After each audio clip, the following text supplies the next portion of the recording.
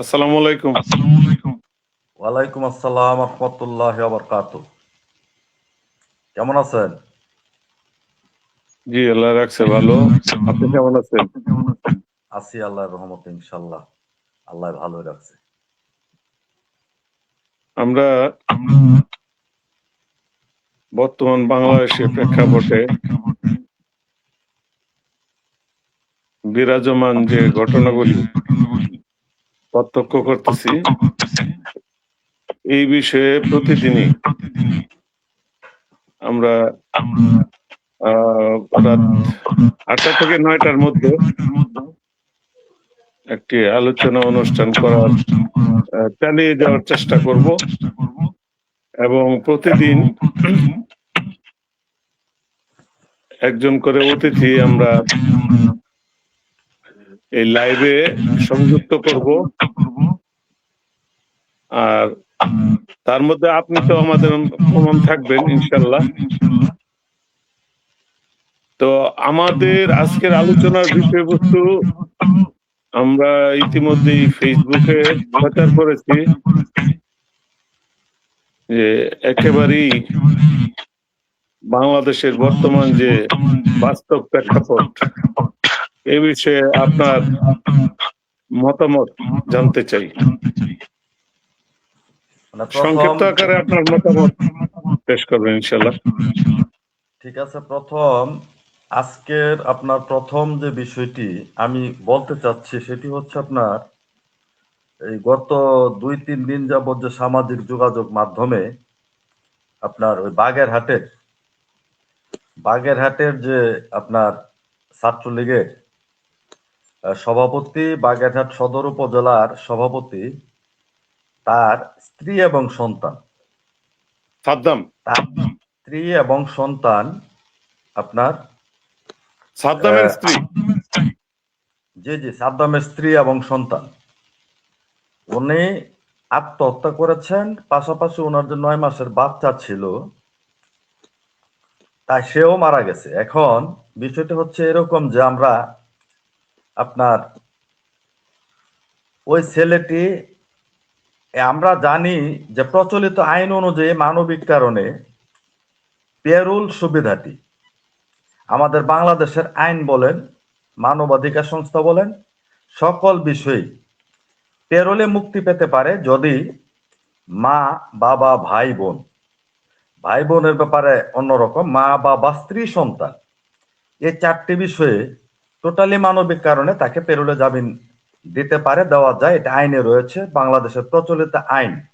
এবং ইন্টারন্যাশনালি, আন্তর্জাতিক ভাবেও আপনার এই মানবাধিকার, হিউম্যান রাইটস যে বিষয়টি রয়েছে, ওখান থেকেও এই বিষয়টি যে পেরোলে জামিন সে পেতে পারে, সে যে আসামি হোক না কেন, 2 ঘন্টা, 3 ঘন্টা, 5 ঘন্টার জন্য তাকে জামিন দেওয়া যেতে পারে। তবে এই কয়েকদিন যাবত আমরা একটু আশ্চর্য হয়েছি। বিষয়টা হচ্ছে যে আশ্চর্য হয়েছি যে কি কারণে বাংলাদেশের প্রচলিত আইনে একজন মানুষ সে কতটা অপরাধী সেটা কিন্তু এখন বিবেচ্য বিষয় নয়। তার স্ত্রী এবং সন্তান, স্ত্রী এবং 9 মাসের একটি সন্তান আপনার মারা গেল, যেভাবেই মারা গেছে, সে আত্মহত্যা করছে বা স্বাভাবিক মৃত্যুবরণী করছে। স্ত্রী, সন্তান, মা বাবার জন্য পেরোলে জামিন নিয়ে সে জানাজায় অংশগ্রহণ করতে পারে। তাদের সৎকার করার জন্য তাকে মিনিমাম সময় আদালত কর্তৃক বাংলাদেশের প্রচলিত আইন অনুযায়ী দিতে পারে। এটা হচ্ছে আপনার আমাদের আইনগত একটি বিষয়। তাছাড়াও মানবিক কারণে আমরা বিভিন্ন সময় মানবিক কারণেও কিন্তু আমরা অনেকেই ক্ষমাও করে দিতে পারি। সেটা হচ্ছে আদালত কর্তৃক, আদালত বিষয়টা বুঝবেন যে মানবিক কারণে তাকে ক্ষমা করে দেওয়া যায় কি না। আমি আজকে আপনার সাথে আমি একটু সংযুক্ত করতে চাই। জি এই জি যে পেরুলের যে বিষয়টা, অনেক বড় বড় ওয়ান্টেড আসামিকেও আমাদের দেশেই আন্তর্জাতিকের প্রয়োজনে আমাদের দেশেই পেরুলে মুক্তি দিয়ে বাবা এবং মায়ের জানাজায় অংশগ্রহণ করার আমরা রেওয়াজ দেখেছি। তো সেটার জন্য আমাদের আন্তর্জাতিক ভাবে দৃষ্টি দেওয়ারও প্রয়োজন নাই। জি জি আমার জি মনে এটা হয় ঠিক। আপনিও জানেন বিষয়টা। হ্যাঁ, এখন এখানে বিষয়টা হচ্ছে আপনার মা বাবা এবং স্ত্রী সন্তান এই চারটা বিষয়ে পেরোলের জামিন এই বিষয়টি রয়েছে। এই আইনটি আমাদের মধ্যে বিদ্যমান রয়েছে, আমাদের বাংলাদেশে এই আইনটি প্রচলিত রয়েছে, ইতিমধ্যে অনেক ঘটনা ঘটেছে। আর আপনার আরেকটি বিষয় হচ্ছে যে মৃত স্ত্রী এবং সন্তানকে অ্যাম্বুলেন্স ভাড়া করে জেল গেটে নিয়ে তাকে 5 মিনিট সময় দেওয়া হলো তাকে দেখার জন্য। এটা একটা অমানবিক কাজ হয়েছে। এটা আমার ধারণা থেকে আমার মতামত হচ্ছে এই যে টোটালি এটা একটা অমানবিক, তার প্রতি অবিচার করা হয়েছে। এটা হচ্ছে আমার মতামত, আমার ব্যক্তিগত মতামত থেকে এটা আমি বলছি, তার প্রতি টোটালি অবিচার করা হয়েছে। আপনার সাথে আপনি একমত, আমিও একমত। তো সেকেন্ড আমাদের পরবর্তী ধাপে একটু আলোচনা গেলে ভালো হয়, আমাদের সময় তো কম। জি জি, বলেন বলেন, নেক্সট কোশ্চেন, নেক্সট প্রশ্নটা বলেন। জি, এই যে গতকালকে ভালুকায় নির্বাচন উপলক্ষে বিএনপি এবং স্বতন্ত্র প্রার্থীর মধ্যে যে দাঙ্গা হাঙ্গামা, মারপিট, অফিস ভাঙচুর হলো, আমরা তো এখন আর মাঠে নাই, বিশেষ করে আওয়ামী লীগের কোন লোকজন মাঠে নাই। তো এই বিষয়ে সারা দেশে যে ঘটনাগুলি ঘটতেছে এটার উপরে একটু সংক্ষিপ্ত 1-2 মিনিট কথা বলবেন। বিষয়টা হচ্ছে আপনার, এটা কিন্তু সারা দেশেই চলছে। এই ঘটনাটি লালমনিরহাটে ঘটেছে। আপনার আমাদের বিভিন্ন নির্বাচনী এলাকা যে রয়েছে সারা বাংলাদেশের বিভিন্ন নির্বাচনী এলাকায় এই দাঙ্গা হাঙ্গামা, এই নির্বাচনকে কেন্দ্র করে একে অপরের সাথে আপনার সহিংস যে ঘটনা এইটা ঘটে যাচ্ছে অলরেডি। আমাদের ভালুকায় যে ঘটনাটি ঘটলো গতকালকে, আপনার যে এটা কালকে এরকম মনে হয়েছিল যে কেমন জানি আপনার একদম গ্রাম এবং পাড়া মহল্লা বাড়ি পর্যন্ত পৌঁছে গেছিল এই ঘটনাটি। মারামারি হানাহানি প্রথম শুরু হয় সদর থেকে, প্রত্যেকটা গ্রামে এই মারামারি ছড়িয়ে যায় এবং এটা প্রকট আকার ধারণ করে। এখন বিষয়টা হচ্ছে যে আমরা যেভাবে নির্বাচনকে, আওয়ামী লীগ, বাংলাদেশ আওয়ামী লীগ নির্বাচনে নেই, বাংলাদেশ আওয়ামী লীগ নির্বাচনে নেই, নির্বাচনে নেই বিধায় তাদের কিন্তু মাথা ব্যথাও নেই যে তারা কি মারামারি করলো বা কাটাকাটি করলো, তাদের মারামারি কাটাকাটিতে আমাদের কিচ্ছু যায় আসে না এরকম।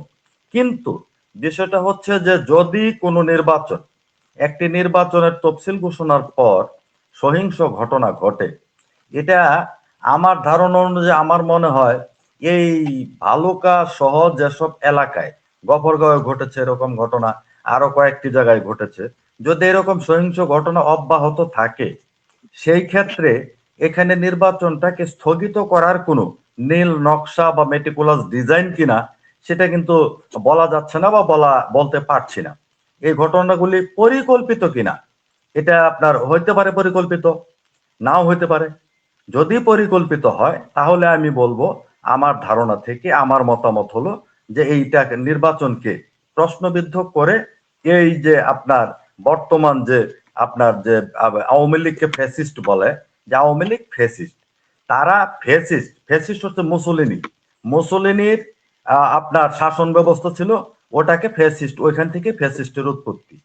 কিন্তু নাজিজম যেটা, সেটা হচ্ছে আপনার হিটলার নাজিজমের প্রবর্তক ছিলেন। এখন কি নাজিজম বাস্তবায়ন করার জন্য যে এই নির্বাচনে সহিংসতা বা নির্বাচনে হানাহানি মারামারি এগুলি ঘটানোর পর নির্বাচনকে স্থগিত করে দেওয়ার একটা পায়তারা কিনা বা তাদের মেটিকুলাস ডিজাইনের অংশ কিনা, সেকেন্ড পার্ট কিনা বা থার্ড পার্ট কিনা এটা বোঝা যাচ্ছে না। তবে আমার ধারণা এরকম। আপনি যে বললেন যে নির্বাচন স্থগিত করার মেটিকুলাস কোন ডিজাইন কিনা, এটা নির্বাচন যদি কোনো কারণে স্থগিত হয় তাহলে এটা কার লাভ কার ক্ষতি আপনি মনে করছেন? এখন যারা রাষ্ট্র ক্ষমতায় আছে, রাষ্ট্র ক্ষমতায় যারা রয়েছে, ডক্টর মোহাম্মদ ইউনূস সহ যারা রাষ্ট্র ক্ষমতায় রয়েছে এবং আপনার ওই জামাত ইসলাম যে দলটি রয়েছে নির্বাচনে, আমার ধারণা সেটা আপনার ডক্টর ইউনূস এবং জামাতে ইসলাম এনসিপি সহ যে 10-11 দলের একটা জোট, তারা হয়তো এই সুবিধাটা নেওয়ার জন্য। আর ডক্টর মোহাম্মদ ইউনূস সেই ক্ষমতাটাকে কুক্ষিগত করার জন্য, তার ক্ষমতাকে আরো সুদূর প্রসারী করার জন্য, আরো লম্বা সময় নেওয়ার জন্য। যেহেতু 12 তারিখে নির্বাচন হয়ে গেলে 13 তারিখে সরকার গঠনের আমন্ত্রণ জানাতে হবে। সরকার গঠন করবে, যাভাবেই হোক, যতদিনই টিকুক।